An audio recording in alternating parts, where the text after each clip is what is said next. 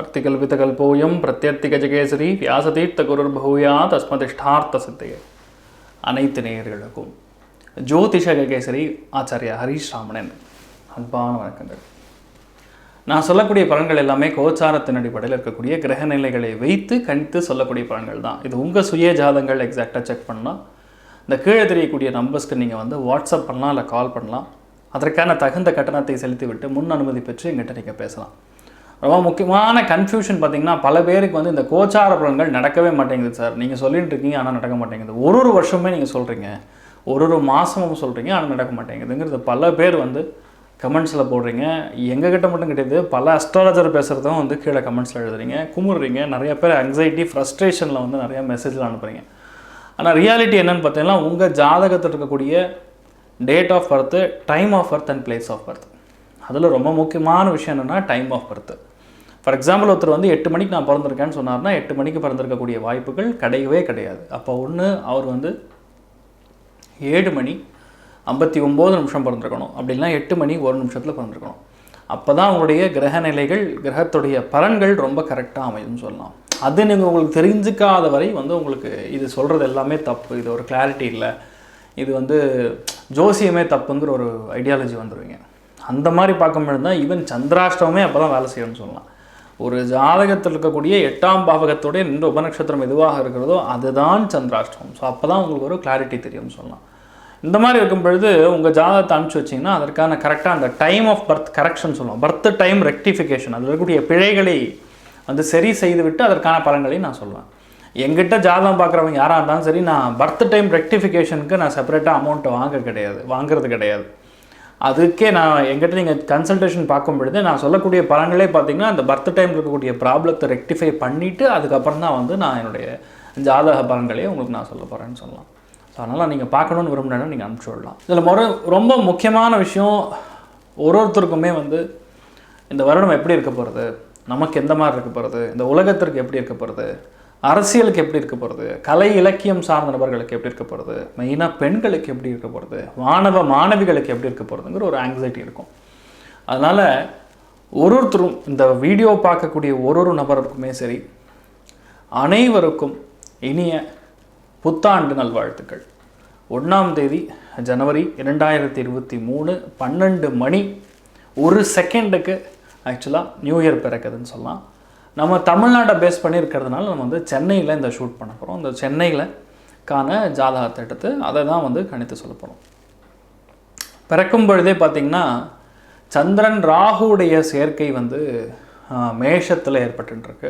1/1/2023 12 மணி 1 second ஆக்சுவலாக காலையில் சென்னையிற்கான இந்த ஒரு ஜாதக பலன்கள் தான் தமிழ் புத்தாண்டிற்கான இங்கிலீஷ் புத்தாண்டிற்கான, அதாவது புத்தாண்டிற்கான பலன்களை டிசைட் பண்ணணும்னு சொல்லலாம். அதில் அஸ்வினி நட்சத்திரம் மேஷ ராசி கன்னி லக்னமாக அமைஞ்சிருக்கு. அஸ்வினி நட்சத்திரம்ங்கும் பொழுது மேஷ ராசியில் சந்திரனுடைய சஞ்சாரம், சந்திரனுடைய சேர்க்கை ராகுடைய வீட்டில் இருக்கிறது செவ்வாயோடைய வீட்டில். ஸோ எப்படி பார்த்தாலுமே இந்த வருஷம் டிசம்பர், இந்த வீடியோ பார்க்கும் பொழுது இந்த வருஷத்துடைய டிசம்பருடைய எண்டுன்னு சொல்லலாம், லாஸ்ட் வீக்லேருந்து ஃபஸ்ட் வீக் ஆஃப் ஜனவரி வரைக்குமே இந்த புத்தாண்டு பலன்கள் பார்க்கும் பொழுது இந்த முதல் வாரத்துலேயே நிறையா இயற்கை சீற்றங்கள், மழை வெள்ளங்கள், பூகம்பங்கள், இந்த மாதிரி விஷயங்கள்லாம் நிறைய இயற்கையாகவே இருக்க போகிறதுங்கிறது ஒரு டெலிகாஸ்ட் கொடுத்துட்டுருக்கு. ஏன்னா சந்திரன் ராகுடைய சேர்க்கை பொதுவாகவே மேஷத்தில் ஏற்படும் பொழுது, மேஷங்கிறது ஒரு செவ்வாயுடைய ஆதிக்கம் இருக்கக்கூடிய அதிபதி செவ்வாய் பேசிக்கலாம். அதனால் நிறைய விஷயங்களில் ஒரு சூட்டுக்காயங்கள், தீக்காயங்கள், ஒரு கனரகம் சார்ந்த விபத்துகள், ஒரு நெகட்டிவான விஷயங்கள், இந்த மாதிரி விஷயங்கள் நடக்கக்கூடிய அம்சங்கள். இன்னொன்று ரொம்ப முக்கியமான ஸ்தானம் பார்க்கும்பொழுது 3 முக்கியமான பெயர்ச்சிகள் ஏற்பட போகுது. அது ரொம்ப முக்கியத்துவம் வாய்ந்தது சனி பெயர்ச்சி. சனி பெயர்ச்சி ஜனவரி மாதம் 18ஆம் தேதி 2023ஆம் தேதி மகர ராசியிலேருந்து கும்பராசிக்கு சனி பெயர்ச்சி அடைய போகிறார். ஸோ மேஷத்துலேருந்து பார்க்கும் பொழுது கும்பம் அப்படிங்கிறது காலபுருஷ தத்துவத்தின்படி 11ஆம் இடம் வரும். ஸோ 11ஆம் இடத்துல லாபஸ்தானமாகிய சனி பகவான் உட்கார்றது, அவருடைய வீட்டிலே உட்கார்றது, இதெல்லாம் நிறைய கேட்டிருப்பீங்க. ஆக்சுவலாக இவர் என்ன பண்ணுவார்னா 3 நட்சத்திரங்களில் பாஸ் ஆவார். முதல் விஷயம் அவிட்டம், 2வது சதயம், 3வது புரட்டாதி. ஸோ அவிட்டம்னா செவ்வாய் ராகு குரு, சனி செவ்வாய், சனி ராகு, சனி குரு, இந்த மாதிரி டிரான்சிட்டுக்கான பலன்கள் தான் அடுத்த 2.5 வருஷம் உங்களுக்கு கிட்டத்தட்ட 3 வருஷமே நடக்கும்னு சொல்லலாம். ஸோ இதுக்கான பலன்கள் என்னன்னு பார்த்தீங்கன்னா, பொதுவாக உலகத்தில் நடக்கக்கூடிய விஷயங்களுக்கான ஒரு கிளாரிட்டி நான் உங்களுக்கு சொல்கிறேன். எப்போல்லாம் கும்பத்துக்கு சனி டிரான்சிட் ஆகுதோ, சனிங்கிறது பொதுவாகவே கர்மகாரகன் அப்படின்னு சொல்லுவோம். ஸோ கர்மகாரங்கன்னா வேலை தொழில் அந்தஸ்தை நல்லா இம்ப்ரூவ் பண்ணி விடுவார். நல்ல ஒரு வியாபார விருத்தி கொடுக்கக்கூடிய அம்சங்கள் இருக்கும். யாருக்கெல்லாம் பம்பர் ஜாக்பாட் அடிக்க போகிறது இந்த வருஷம் அப்படின்னு பார்த்தீங்கன்னா, 3 முக்கியமான ராசிகள், 3 முக்கியமான லக்னங்களுக்கு அமோகமான ஜாக்பாட் அப்படின்னு சொல்லலாம். முதல் விஷயம் மிதுனம், 2வது துலாம், 3வது கும்பம். அதே மாதிரி கோச்சார பலன்கள் ஆக்சுவலாக நடக்கிறதே பார்த்திங்கன்னா, இந்த 3 ராசிகளுக்கும் 3 லக்னங்களுக்கும் நிறைய நல்ல விஷயங்கள் நடக்கும். சரி, கும்பத்துக்கு வந்து பேசிக்கலாக அந்த சனியுடைய சஞ்சாரம் ஏற்படும் பொழுது தொழில் நல்ல வளர்ச்சி அடையும். டெக்னாலஜி ரிலேட்டட் டெவலப்மெண்ட்ஸ் நிறையா நடக்கும். ட்ரோன் டெக்னாலஜிஸ் வந்து இன்க்ரீஸ் ஆகும். ஹைப்பர் லூப்பு, ஹைப்பர் போலான்னு சொல்லக்கூடிய லேட்டஸ்ட் டெக்னாலஜிஸ்லாம் இன்க்ரீஸ் ஆகும். Research and development, clinical research வந்து இன்க்ரீஸ் ஆகும். அதே மாதிரி ஒரு புதையல் கண்டுபிடிக்கக்கூடிய ஒரு பாக்கியம் பேசிக்கலாக நம்ம திருநாட்டில் இருக்கப்படுது. பாரத திருநாட்டில் இந்த மாதிரி புதையல் கண்டுபிடிக்கிறது, இந்த மாதிரி விஷயங்கள்லாம் நடக்கக்கூடிய அம்சங்கள் இருக்கிறது. அதே மாதிரி செவ்வாய் கிரகத்தில் ஒரு மிக முக்கியமான ஒரு கண்டுபிடிப்பு ஏற்படும். அதே மாதிரி வானவில் சாஸ்திரம், இந்த மாதிரி விஷயங்களில் அஸ்ட்ரானமிக்கல் சம்மந்தப்பட்ட விஷயங்களிலும் பெரிய ஒரு கண்டுபிடிப்பு ஏற்படக்கூடிய அம்சங்கள் இருக்கிறது. இதெல்லாம் பாசிட்டிவான ஆஸ்பெக்ட்ஸ். சரி, நெகட்டிவான ஆஸ்பெக்ட்ஸ் என்னென்னு பார்த்திங்கன்னா, கும்பராசியை குறிக்கக்கூடிய இடம் வந்து கேரளா. ஸோ கேரளாவில் வந்து பலவிதமான நெகட்டிவான சம்பவங்கள் நடக்கப்படுது. சுரங்கங்கள் பேசிக்கலாக தீப்பற்றி எரியக்கூடிய அம்சங்கள் இருக்கிறது. அது எந்த சுரங்கமாக இருந்தாலும் சரி, இரும்பு சம்பந்தப்பட்ட சுரங்கங்களாக இருந்ததுன்னா கண்டிப்பாக அதுக்கான நெகட்டிவான விஷயம் நடப்பதற்கான வாய்ப்புகள் இருக்கிறது. நெகட்டிவ்னால் அங்கே வேலை செய்யக்கூடிய ஆட்களுக்கு நெகட்டிவாக இறப்பு, மாசாக இறக்கிறது, இந்த மாதிரி விஷயங்கள். அதே மாதிரி குரு ராகுடைய சேர்க்கை வந்து ஏப்ரல் மாதத்துக்கு அப்புறம் கிட்டத்தட்ட 6 மாதம் 8 நாள் மேஷ ராசியில் குரு ராகுடைய சஞ்சாரம் செவ்வாயுடன் நடக்கிறதுனால கண்டிப்பாக ஆன்மீக திருத்தலங்களுக்கு கடுமையான பாதிப்புகள் உண்டு. அதுவும் மேஷ ராசியை குறிக்கக்கூடிய இடம் பார்த்திங்கன்னா கர்நாடகா. ஸோ கர்நாடகாவில் மத கலவரங்கள் வெடிக்கக்கூடிய அம்சங்கள், அதே மாதிரி முக்கியமான ஒரு மத போதகர் இறக்கக்கூடிய வாய்ப்புகள் இருக்குது. இந்த மாதிரி ரொம்ப கொஞ்சம் நெகட்டிவான விஷயங்கள் அதிகமாக இருக்குது. சரி, முக்கியமான இடங்கள் இதில் என்னென்னு பார்த்திங்கன்னா, கேரளா முக்கியமாக வந்து நிறையா வாஷ் அவுட் ஆகக்கூடிய வாய்ப்புகள் இருக்குது. நிறையா மழை, வெள்ளங்கள், பூகம்பங்கள், இந்த மாதிரி விஷயங்கள்லாம் ஏற்படக்கூடிய அம்சங்கள் இருக்கிறது. மெயினாக வந்து குருவாயூர் கோவிலுக்கும் சபரிமலை ஐயப்பன் கோவிலுக்கும் எந்தளவுக்கு செக்யூரிட்டி போடுறாங்களோ அந்தளவுக்கு வந்து நல்லதுன்னு சொல்லலாம். அது மட்டும் கிடையாது, ட்ரிவாண்ட்ரம் பத்மநாப சுவாமி கோவிலுக்கும் கொஞ்சம் பாதிப்புகள் வரக்கூடிய அம்சங்கள் இருக்குது, கவனம் தேவை. அதே மாதிரி கர்நாடகா அப்படின்னு எடுத்துட்டோம்னா, கர்நாடகாவில் பலவிதமான பாதிப்புகள் ஏற்படும். கர்நாடகா மட்டும் கிடையாது, இப்போ தமிழ்நாட்டில் மேஷராசியை குறிக்கக்கூடிய இடம் பார்த்திங்கன்னா திருவண்ணாமலை, திருச்செந்தூர். ஏன்னா குரு ராகு சேர்க்கை அப்படின்னாவே திருச்செந்தூரை கனெக்ட் பண்ணோம். ஸோ அங்கே வந்து ஒரு நெகட்டிவான விஷயங்கள் நடக்கக்கூடிய வாய்ப்புகள் இருக்கிறது. தர்மபுரி, சேலம், கரூர், நாமக்கல், இந்த மாதிரி இடங்கள்லையும் சின்ன சின்ன அசம்பாவிதங்கள் நடக்கக்கூடிய அம்சங்கள் இருக்குது. வெள்ளூர் பிராந்தங்கள்லையும், வெள்ளூர் பகுதிகள்லையும் இந்த மாதிரி நெகட்டிவாக நடக்கிறதுக்கான அம்சங்கள் இருக்குது. எந்த அளவுக்கு கவனமாக இருக்கணுமோ அந்தளவுக்கு கவனமாக இருக்கணும். சரி, இதெல்லாம் பொதுவாக பார்க்கக்கூடிய ஒரு பலன்கள். சரி, 3 முக்கியமான பயிற்சிகள் நடந்துட்டு இருக்கிறது. ஏன்னா ராகு கேத்துவோடைய பயிற்சி மேஷ ராசிலிருந்து மீனத்துக்கு ராகு எப்போ போகிறார் பார்த்திங்கன்னா அக்டோபர் மாதம் தான் போகிறார். அதனால் இந்த ஆண்டில் முழுக்க முழுக்க டாமினேட்டிங் ஃபேக்டர் என்ன 2 கிரகங்கள் பண்ண போகிறதுன்னு பார்த்திங்கன்னா, முதல் விஷயம் சனி, 2வது குரு. ஸோ இந்த 2 கிரகங்களை வைத்து தான் வந்து இந்த வருடத்தையோடைய ஆக்சுவலான பலன்கள் நடக்க போகிறதுன்னு சொல்லலாம். நான் சொல்கிறது இவ்வளோ நெகட்டிவான பலன்கள் இருந்தாலுமே அவங்கவுங்க ஜனன ஜாதகத்தில் எடுத்து பார்க்கும்பொழுது நிறையா நல்ல விஷயங்கள் நடக்கலாம். அதற்கான வாய்ப்புகள் இருக்கலாம். தெய்வ அனுகிரகம் நடக்கிறதுனால எதை வேணால் சாதிக்கக்கூடிய ஒரு தன்மை கொடுக்கலாம். முதல் விஷயம். இப்போ ஒரு ராசிக்குமே எப்படி நடக்க போகிறது, எந்த மாதிரி நடக்க போகிறதுன்னு பார்க்கலாம். அதுக்கு முன்னாடி ஒரு முக்கியமான தகவல். மே 21ஆம் தேதியிலேருந்து ஜூன் 6ஆம் தேதிக்குள்ளே பல ஸ்போர்ட்ஸ்மெனுக்கு வந்து அவார்டு கிடைக்கும். அதே மாதிரி ஆர்மி, நேவி, ஏர்ஃபோர்ஸில் இருக்கிறவங்க, போலீஸ் டிபார்ட்மெண்ட்டில் இருக்கிறவங்க, தீயணைப்பு துறைகள், இன்சூரன்ஸ் சம்மந்தப்பட்ட கம்பெனிஸில் இருக்கிறவங்களுக்குலாம் பெரிய அளவுக்கு வந்து அவார்ட்ஸ் அண்ட் ரிவார்ட்ஸ் கிடைக்கக்கூடிய வாய்ப்புகள் இருக்கிறதுன்னு சொல்லலாம். அதே மாதிரி between May, June and July கண்டிப்பாக அரசியல் குழப்பங்கள் ஏற்படக்கூடிய தன்மை, அரசியலில் மாற்றங்கள் ஏற்படக்கூடிய தன்மை இருக்குது. முக்கியமான ஒரு அரசியல் தலைவர், முக்கியமான ஒரு பெண் பிரபலர், இவங்களுக்கு வந்து ஒரு உடல்நிலை பாதிப்பும் ஒரு நெகட்டிவாக நடக்கக்கூடிய அம்சங்கள் இருக்குது. கொஞ்சம் அவங்கவுங்க கவனமாக இருக்கணும்னு சொல்லலாம். பொதுவான விஷயங்கள், இது ஜஸ்ட் ஒரு அண்டர்ஸ்டாண்டிங்காக. ஸோ இப்போது எந்தெந்த நாட்டில் பிரச்சனை ஆக போகிறதுன்னு பார்த்திங்கன்னா, மெயினாக இங்கிலாண்டில் ப்ராப்ளம் ஆகக்கூடிய வாய்ப்புகள் இருக்குது, ஃப்ரான்ஸில் ப்ராப்ளம் ஆகக்கூடிய வாய்ப்புகள் இருக்குது. அதே மாதிரி சிசிலி அந்த மாதிரி இடங்கள்லையும் ப்ராப்ளம் வரக்கூடிய அம்சங்கள் இருக்குது. பாலஸ்தீன், லெபனான், ஜப்பான் இந்த மாதிரி இடங்களில் அதிகமான பூகம்பங்கள் வரக்கூடிய அம்சங்கள், இன்ஃபேக்ட் சுனாமி எச்சரிக்கை கொடுக்கக்கூடிய அம்சங்கள் கூட இந்த வருடம் கொஞ்சம் அதிகமாக இருக்குன்னு சொல்லலாம். அதே மாதிரி Germany is also going to have a huge problematic situation. Financial crisis வரக்கூடிய நன்மைகள் இருக்குது. அதே மாதிரி இந்த ஆண்டு கண்டிப்பாக ரிசேஷன் வரக்கூடிய அம்சங்கள் அதிகமாக இருக்குது.